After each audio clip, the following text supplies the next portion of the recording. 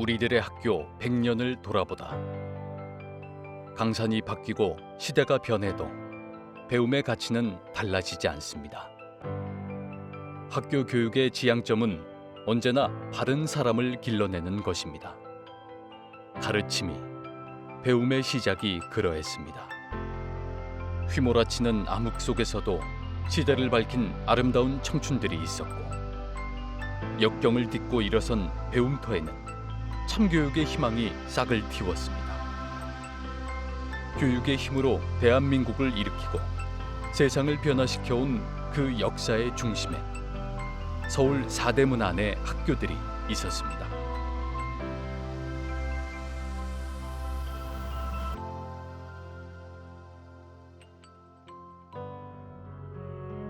(19세기) 말 한성에는 신학문과 신기술을 가르치는 근대식 학교들이 문을 열었습니다. 개항 이후 주로 어학을 가르쳤던 동문학과 유경공원 등이 설치되었고, 몇 년 사이 사대문 안에도 여러 교육기관들이 설립되었습니다. 특히 선교 활동을 위하여 조선을 찾았던 외국인 선교사들에 의해 정동을 중심으로 언더우드 학당, 배제 학당, 이화 학당, 정동 여학당 등 사대문 안 주요 학교들의 모체가 된 작은 공부방들이 속속 들어섰습니다. 1894년 최초 초등교육기관인 관립교동소학교가 문을 열었고, 이후 소학교령에 따라 관립소학교, 정동, 계동, 장동, 양사동 소학교가 개교하여 지금까지 100년이 넘는 동안 사대문 안을 지켜오고 있습니다. 1900년 중학교령에 의해 설립된 최초 중등교육기관인 4년제 관립중학교가 현재 경기고등학교입니다. 일제치하의 암울함 속에서도 신식 학문을 배워야 한다는 열망은 높아졌습니다. 아이를 학교에 보내려고 아예 도시로 터를 옮기는 사람들도 생겼습니다. 이 같은 향학열을 반영하듯 경성의 학교들은 점점 늘어나 1932년에는 122곳에 달했습니다. 그러나 여전히 사람들은 사대문 안의 학교가 경성의 학교라고 여겼습니다.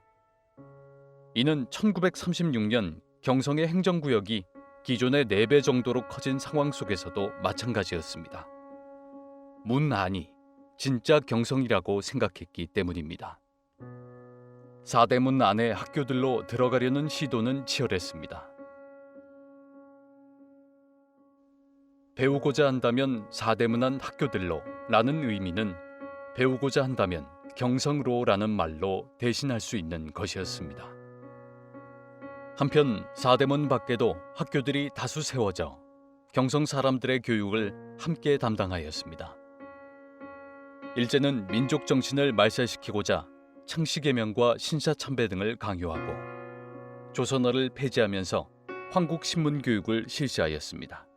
1908년과 1914년 졸업사진에서 볼 수 있듯이 불과 6년 만에 태극기 대신 일장기 아래에서 우리 학생들을 졸업시켜야 했습니다. 그러나 독립에 대한 의지는 갈수록 강해졌습니다.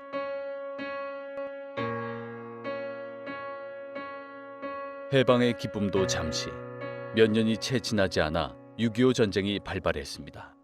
이튿날인 1950년 6월 26일부터 학교는 휴교를 하여 교문을 닫았고, 이러한 전쟁의 상처 속에서도 학생들은 수업을 위해 노천으로 혹은 산속이나 낡은 천막, 판잣집으로 모여들었습니다.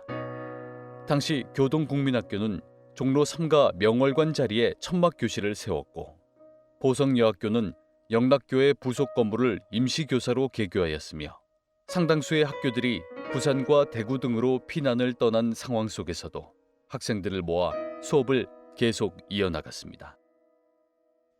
피난 시절 노천에서 수업이 이루어지는 관계로 맑은 날에는 수업이 진행되었지만 비가 오는 날에는 수업을 진행할 수가 없었음을 당시 교무일지를 통해 우리는 알 수가 있습니다.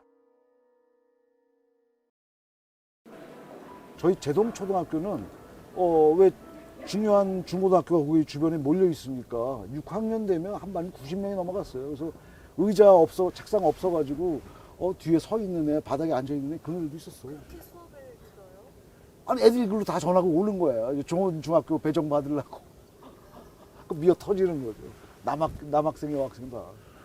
처음에 1학년 때는 뭐 그렇진 않았어요. 저 1학년 때 5반까지 있었는데 뭐 학생 수도 한 60명 그런 정도였던 것 같은데 이게 점점 커지면서 6학년 되면 12반까지 생기고 뭐 한 반도 한 90명씩 되고. 12반인데도 한 반에 90명까지 네. 나오고. 근데 그게 다 좋은 중학교 배정 받으려고.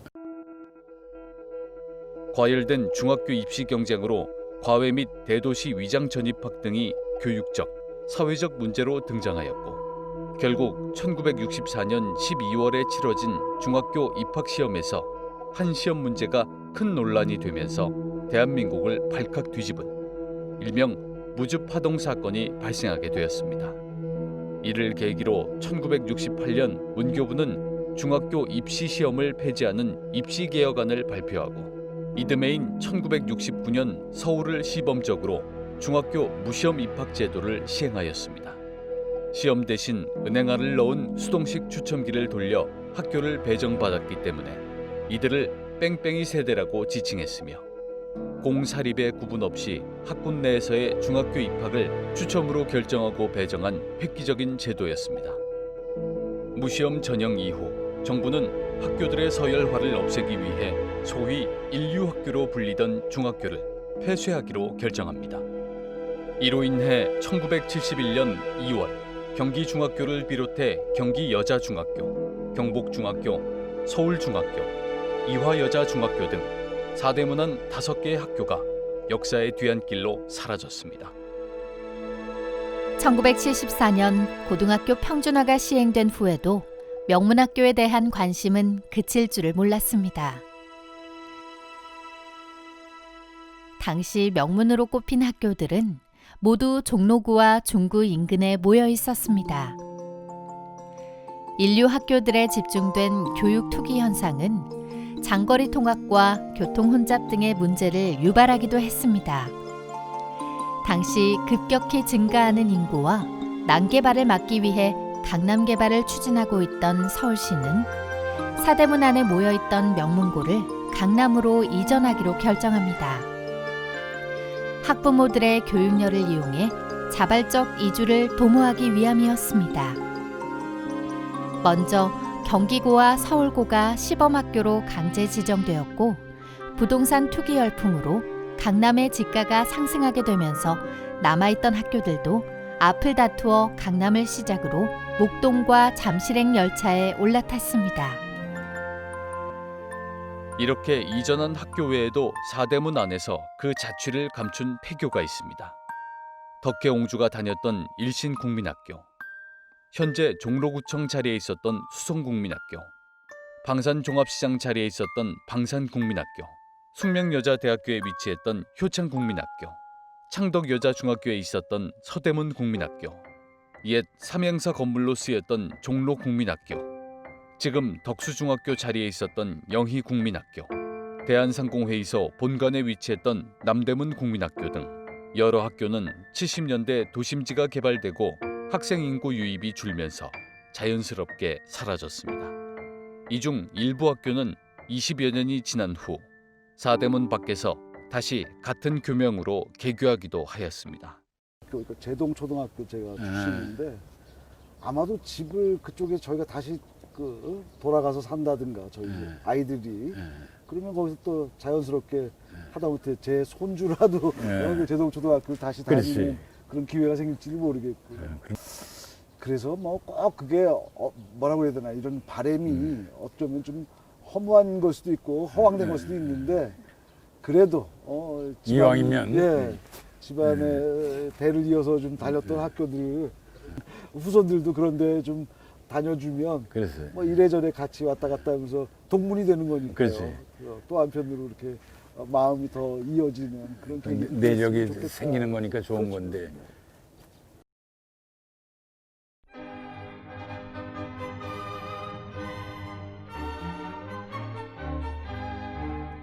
우리 아이들이 날선 경쟁, 입시와 점수, 학벌로 내몰리는 시대.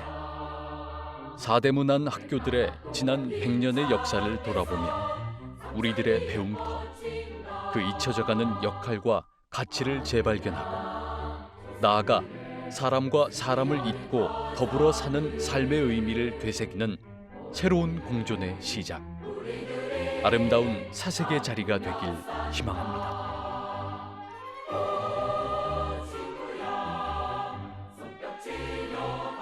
뜨겁게